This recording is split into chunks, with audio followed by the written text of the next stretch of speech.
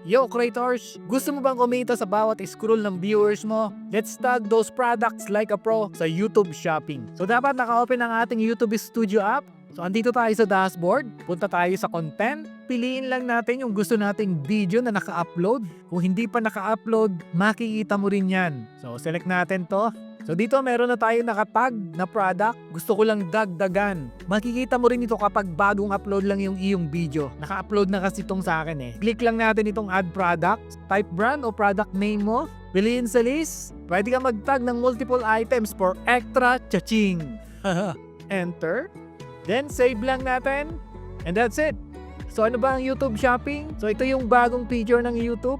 In-app mall, diretso ka sa store na hindi nag-i-exit ng app. One-stop shop para sa mga viewers na ma-discover at mabili ang produkto na hindi lumalabas ng YouTube. So try mo na to ngayon, itag lahat ng favorite mo at what's the roll yan? Like, comment, then follow for more creator hacks.